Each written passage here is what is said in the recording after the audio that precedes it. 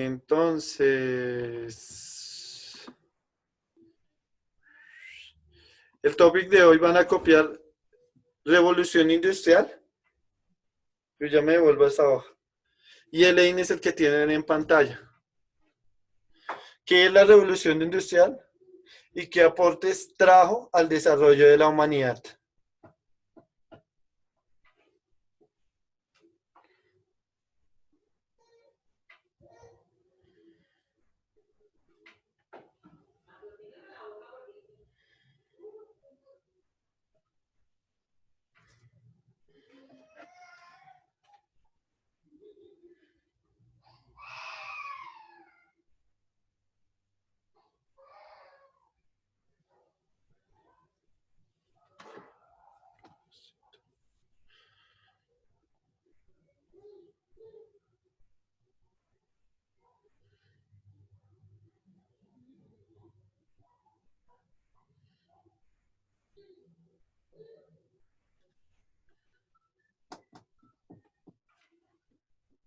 ¿Listo? Aguanta, crack.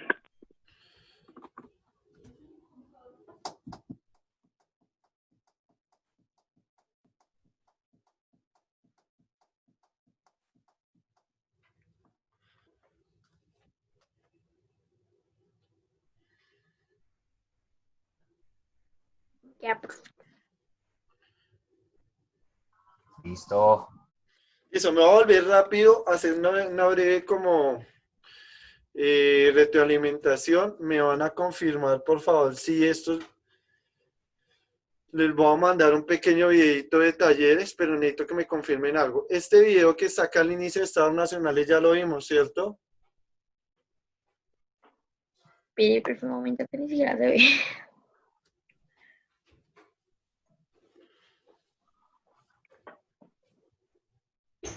Mm, mm,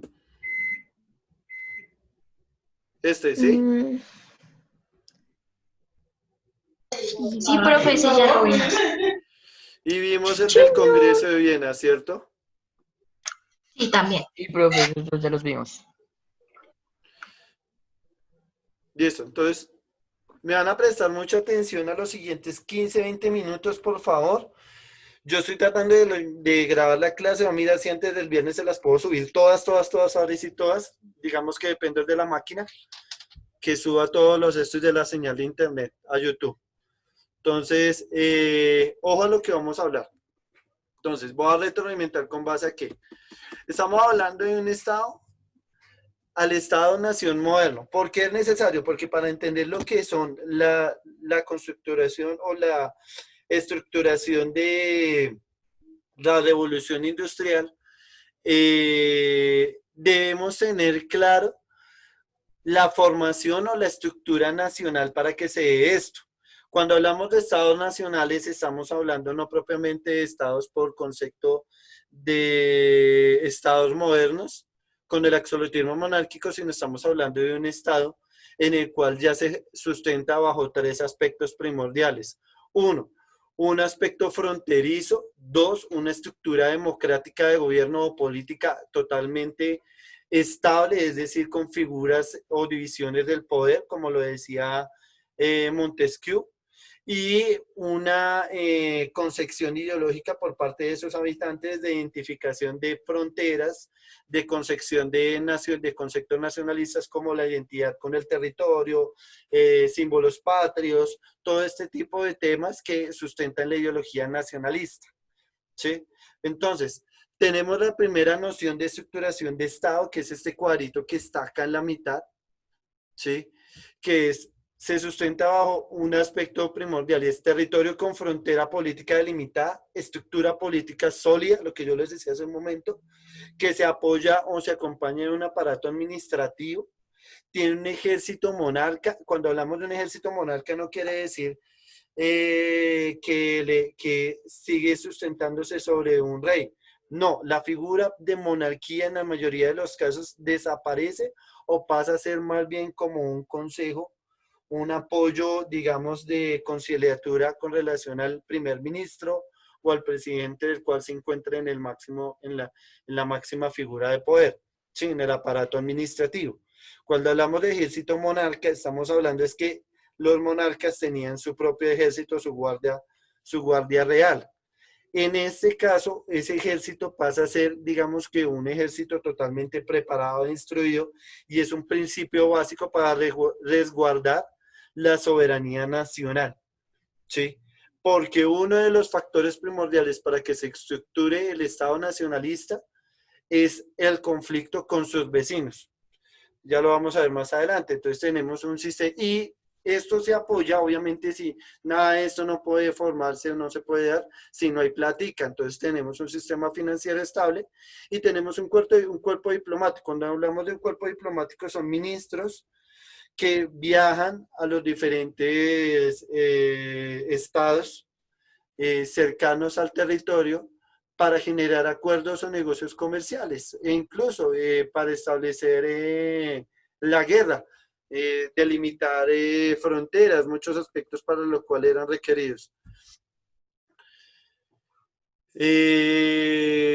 Me escribe Solecito, me está confirmando porque lo que les digo, tengo dificultades es por el tema de la máquina para subir los videos a internet. Entonces, eso es en el caso de eso. Los filósofos ya los habían visto, que eran los teóricos detrás de todo esto. Incluso en el examen de Ducler les salía una pregunta que les terminaba de fortalecer la estructuración o la abolición del sistema feudalista en la parte del absolutismo monárquico, que poco a poco transiciona con el surgimiento de la burguesía, ¿sí? Que sustenta o se basa en un sistema económico que se va a originar en los muelles del Mediterráneo, y que poco a poco va a ir, digamos que va a ir emergiendo y se va a ir expandiendo y va a generar, se va a ir divulgando por todos los diferentes estados nacionalistas de la época, hasta que se vuelve el principal sustento económico, sistema económico que va a sustituir al feudalismo y que al cual vamos a llamar mercantilismo, que era el que oficiaba o el que explicaba Adam Smith en dos de las preguntas, o en una de las preguntas que le salió en EduClass. Entonces ahí explicaba el tema del mercantilismo, que el mercantilismo no se llama mercantilismo en sí porque yo cargue mercancías, no, sino porque como existía el absolutismo monárquico, los reyes no prestaban atención a los movimientos de necesidades del pueblo. La burguesía, los grandes comerciantes, los pequeños comerciantes, medianos comerciantes, los banqueros y demás, empezaron a acumular aranceles. ¿Qué son aranceles? Ganancias. ¿Por qué? Porque el sistema mercantilista se sustenta primordialmente en el libre comercio, es decir, en la posibilidad de exportar e importar, pero más propiamente en la exportación de mercancías. Si yo exporto mercancías, tengo posibilidad de cobrarlas a lo que yo imponga, porque no hay me está regulando. Entonces, como no hay una regulación de mercado, como pasa hoy en día, ¿sí? Pues cada uno puede cobrar lo que quiera y puede cobrar 3 veces el valor de su producto, y esos 2 excedentes que le va a quedar del costo original de su producto, pues va a ir a sus bolsillos. Entonces cada poco a poco se va a ir acrecentando y va a acumular mayor cantidad de riqueza, y por eso es que ellos escalafonaban, es decir, subían más fácilmente en las categorías. Entonces, y como no había nadie que lo regulara, pues era mucho más fácil. A eso se le llama el sistema mercantilismo, que es lo que tiene el tercer cuadro acá. Buscaron engrandecer la nación y apoya a la burguesía mercantilista. Subsidios, medidas fiscales, competencia de productos con extranjeros, ¿sí? Entonces, los cuales obviamente para generar mayores aperturas de mercado, pues patrocinaron exploraciones geográficas, ¿sí? Por eso en esa época es el siglo de las exploraciones. Cuando descubren, se genera comercio, se empiezan a establecer nuevas rutas comerciales con Australia, se establecen nuevas rutas comerciales con la China y con lo que es Pakistán y Japón, ¿sí? Se generan nuevas rutas comerciales con lo que son las Américas, ¿sí? Y de ahí que surjan también expediciones científicas como la medición de la curvatura o del diámetro de la Tierra, ¿sí? La que va a dar origen al conocimiento sobre la línea del Ecuador. Y aparte de eso, pues otra serie de expediciones, por ejemplo, al Ártico y al Antártico con relación a nuevas rutas comerciales, que en un principio se muestran como a un aspecto científico, pero pues como en el caso acá de la expedición botánica, la expedición botánica tenía un interés por debajo de cuerda y no era realmente reconocer la riqueza de fauna y flora acá, sino evaluar realmente las características de los suelos y la cantidad de especies que se podía cultivar para el comercio. ¿Sí? Entonces, es como estas evoluciones, este tema del Estado, los estados nacionalistas empiezan a sustentarse en un nuevo sistema económico que permite, digamos que, la nueva reorganización de las estructuras o de las capas sociales. Entonces, es algo a lo cual se opone totalmente el Congreso de Viena, que se da entre 1814 y 1815. El Congreso de Viena no es más que la respuesta de las tres grandes potencias o la Gran Alianza, que se le conoce a la unión entre Rusia, Inglaterra y Prusia, ¿sí? Para ponerle fin o derrotar al peligro de ese momento a nivel global que era Napoleón. Entonces, entre las tres que eran, había otras naciones que operaban las más destacadas porque eran las que tenían mayor poder bélico y las que han logrado enfrentarlo en dos flancos diferentes, Rusia y Prusia, especialmente Rusia por el lado del oriente y Inglaterra apoyada de Prusia, más propiamente por el lado del occidente. Entonces logran frenarlo, o sea, la batalla de Waterloo y todo lo demás. ¿Por qué surge el Congreso de Viena? Porque estas tres potencias ven que las diferentes expansiones territoriales que había conseguido Napoleón por medio de campañas militares habían totalmente desnivelado o desequilibrado su capacidad territorial y hegemónica en toda Europa y parte de Asia.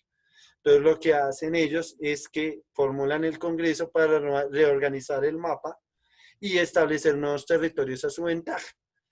Consecuencias del Congreso de Viena inicialmente, pues el detalle de que ellos particionaron, es decir, partieron territorios sin tener en cuenta sus identidades culturales, sus rasgos específicos de esa población a la mitad. Entonces, por ejemplo, en el caso de Polonia, Rusia va a tomar la mitad de Polonia y la otra mitad la va a tomar Prusia, ¿sí? Entonces eso va a ser un curso muy abrupto y eso va a pasar también en el caso de Italia. Y en el caso de Italia, una consecuencia directa es que ellos van a empezar a identificarse como pueblos cercanos. Finalmente todos ellos habían sido parte del Imperio Romano. Entonces, se identificaban como un pueblo general y ya tenían idealismos como de que, venga, ¿por qué no nos unimos? Sería más chévere si nos unimos y podemos formar una gran nación que compita o esté al nivel de estas grandes potencias. Aparte de eso, pues con el nuevo sistema económico que se está implementando, pues tenemos mayor posibilidad de participación. Pero pues eso no le interesaba a ninguno de estos tres, ni a Gran Bretaña, ni a Rusia, ni a Prusia. Entonces, a raíz de esa situación, eso también incentiva, en el fondo, en el sentir de las personas de cada una de estas naciones que fueron partidas a la mitad, que debían reorganizarse y generar como movimientos revolucionarios que emplean. Entonces aparece el tercer gobierno de Napoleón, ¿sí? Y Napoleón nuevamente intenta gobernar, pero pues estas tres, la Gran Alianza, vuelve otra vez a darse cuenta de esa situación hacia mediados de 1815 y ya lo aísla totalmente en una isla, evita que eso es porque pues Francia se ve amenazada y empieza a identificar desde su interior que está perdiendo la posibilidad de ser o de pertenecer a las grandes potencias. Entonces, a raíz de esos movimientos, entonces empieza a quedar relegada y poco a poco se le retiran los movimientos. Poco a poco después esto va a implicar en la ramificación de dos grandes naciones europeas que conocemos en la actualidad. Una es Italia y la otra es Alemania, ¿sí? Que se va a dar a partir del sistema liberalismo nacionalista, ¿sí? Entonces, cuando hablamos de nacionalismo,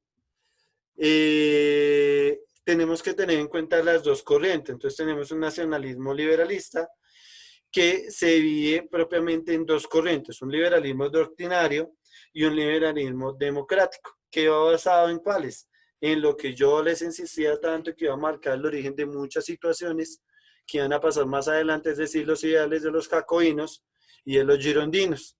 ¿Sí? Entonces tenemos un liberalismo más moderado, más clásico, más conservatista, donde donde se presenta una igualdad jurídica, hay una soberanía, un sufragio censitario. En este caso, cuando hablamos de sufragio censitario, estamos hablando que solamente exceden las categorías de gran cantidad de riqueza social, es decir, la burguesía, solamente la burguesía votaba, ¿sí? Mientras que por el lado del liberalismo democrático, un idealismo sustentado en los jacobinos, ellos sí creían en un sufragio universal.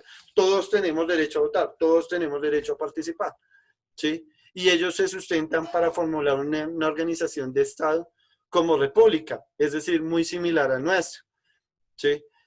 Y en el caso del liberalismo doctrinario o más moderado, de los girondinos, o sustentado en las ideas de los girondinos, se plantea una monarquía constitucional. Quiere decir que en este momento, por este lado, se sigue aceptando la existencia de reyes que pueden estar dentro de la burguesía y que se acoplan a los ideales de las categorías altas o de mayor riqueza, ¿sí? ¿Qué tenemos ante común entre las ideologías? Pues que ambos estaban en desacuerdo al tema del Congreso de Viena, al tema de restaurar el despotismo ilustrado, y dos, contrarios a la violación de la propiedad privada. Es decir, en este momento el liberalismo nacionalista considera que cada uno puede tener su propiedad y a partir de eso, de su negocio, entonces, acrecentar sus recursos para escalar dentro de la estructura social. Eso es en el caso de ellos. Ahora, sí, señor. Ahora, tenemos la reorganización en ese sentido de lo que es el liberalismo nacionalista. Entonces, pilas acá porque aquí les voy a nombrar propiamente de lo que es y de lo que les va a quedar prácticamente de tarea para poder pasar con la revolución industrial. Y es lo siguiente.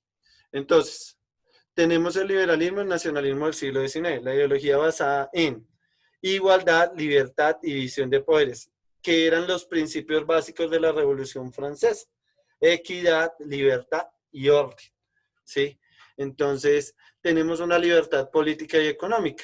La política representada por la soberanía nacional y la económica que se basa en laissez-faire, que es el tema del mercantilismo o de la acumulación de recursos para beneficio propio. ¿Listo? Constituidos o regidos por la Constitución.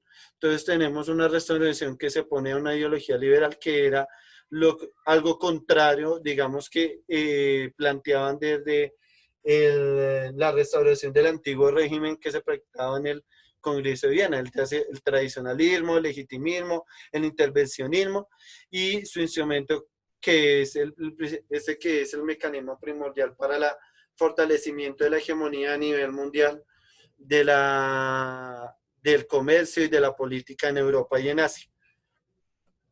Ahora, por el otro lado, tenemos una ideología liberal sustentada en el nacionalismo, que es un movimiento político de afirmación y reivindicación de los poderes y las identidades nacionales, que es el principio básico para la unificación de Italia y de Alemania, y que resulta en un movimiento disgregador. ¿Por qué disgregador? Disgregador quiere decir que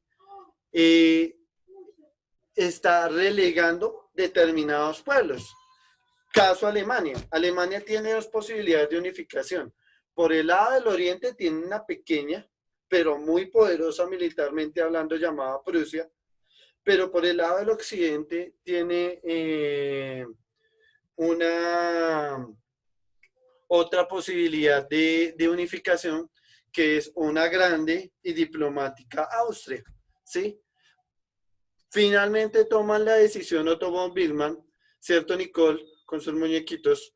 Entonces, Otto von Bismarck, que es el canciller de Guillermo I de Prusia, de organizar todo el territorio y terminar unificándose por el lado de Prusia y generando un acuerdo con Austria. Pero pues después con el tiempo Austria va a quedar relegada y Prusia es la que va a formar lo que es realmente hoy Alemania. ¿Por qué se van con la pequeña y militarmente fuerte? Porque los movimientos militares o los idealismos bajo los cuales Otto von Bismarck sustenta la unificación alemana recalcan la identidad de expansión territorial que los alemanes siempre han visto a lo largo de su historia. y que se va a seguir repitiendo por muchos años más después de este proceso.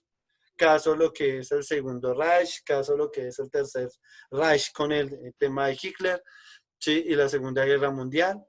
E incluso hoy en día son los administradores de la Unión Europea. La presidenta de Alemania es la directora del banco, de la Unión Europea y sigue siendo una nación de vital importancia y de gran influencia en el entorno europeo.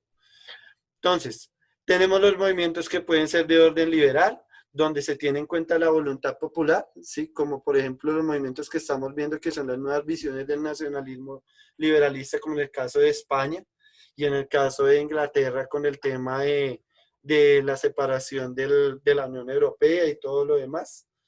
Entonces, en este tiempo vamos a hablar que, uno, la nacionalidad es la realidad sociohistórica constituida por elementos tales como la lengua, la religión, tradiciones, el territorio, la etnia, diferencian a esta comunidad humana de otros.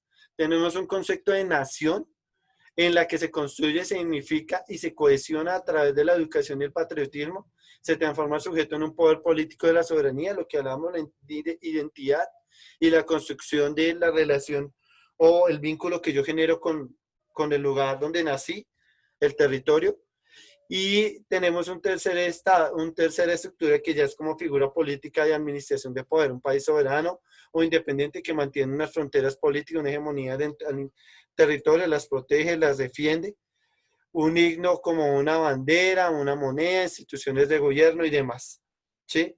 En eso se sustenta y son los principales que van, idealismos teóricos que van a sustentar la unificación y la reconstrucción de diferentes estados que van a marcar el nuevo camino, la nueva trayectoria de lo que es finales del siglo XVIII con el tema de la Revolución Francesa y ya todo lo que es el siglo XIX, ¿sí?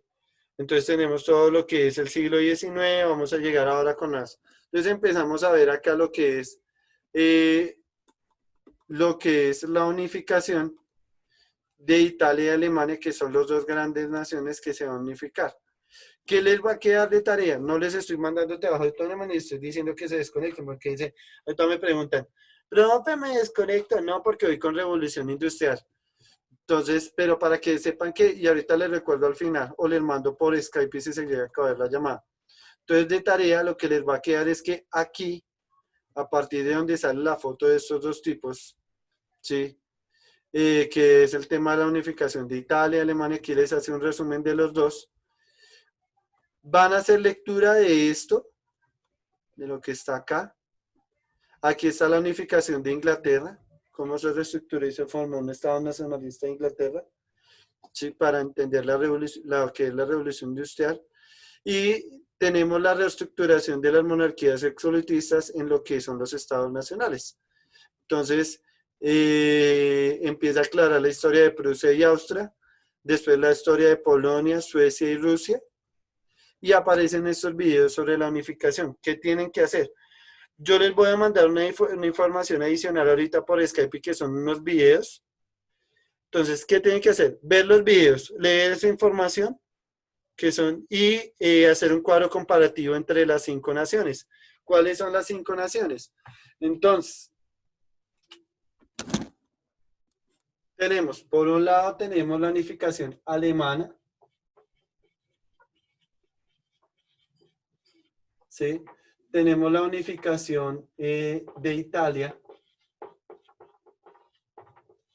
¿sí? La unificación inglesa, tenemos la unificación de Polonia, ¿sí? Y pues aquí no me cabe, pero les debe caber Suecia. ¿Y qué pasó con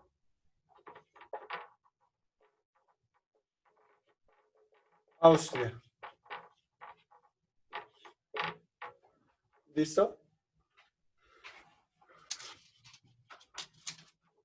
Deben hacer el cuadro comparativo entre los dos. Ustedes les salen varios ideales. ¿Sí? varias ideas y eso es lo que tienen que hacer. Eso es el trabajo que les queda de tarea para mañana. Es más, si quieren para mañana no, para dentro de 8 días, para que tengan más tiempito. ¿Listo? ¿Alguna duda hasta ahí? Les digan, nos manda por Skype. Sí, otros 2 videos que les explica causas y consecuencias sobre la unificación italiana y Alemania de alemana para que tengan más clarito el tema. Profe, pero bueno. ¿y lo de Suecia? ¿Cómo? Lo de Suecia sí está en el texto que deben leer. Ah, y ahí me faltó otra. Rusia. Entonces esa tarea la mandamos por EduClass. No, mi amor. No, Entonces, señora. No me confío de clase porque sé que están apareciendo dificultades con la plataforma. No, háganlo en el cuaderno y yo llego a preguntarles el mapa. Esa es la actividad de entrada de la próxima clase el próximo lunes. listo, entonces es un mapa conceptual sobre No, no es esas... mapas conceptual, un cuadro comparativo. Si necesitan listo, hacerlo en listo. una hoja de examen, lo hacen para que les quede más chévere y lo peguen en el cuaderno. Pero es para que lo tengan claro. Listo, llego a preguntar y porque la última nota es un examen y les van a salir preguntas de esto. Profe, nos escribe los Sí, yo ya les mando los países enlaces, David. Sí, David. Profe, o sea que solo hacemos el cuadro comparativo y no tomamos apuntes. Pues como van a hacer el cuadro comparativo, es como si tomaran apuntes, Joselito. Ah, bueno. Pues digo, ¿no? Me parece. Entonces, ¿listo? Voy con revolución industrial. ¿Alguna duda? Vuelvo y repito.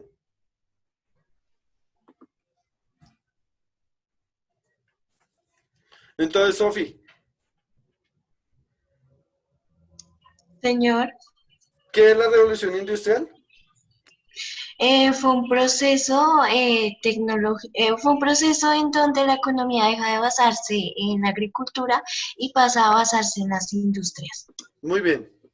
Entonces, ¿a qué se le llama revolución industrial? A esto se le conoce como la gran revolución del siglo XIX y siglo XX por los impactos y los ecos ideológicos, económicos y políticos que van a repercutir o que van a, digamos que, coaccionar las nuevas industrias a nivel nacional, a nivel mundial.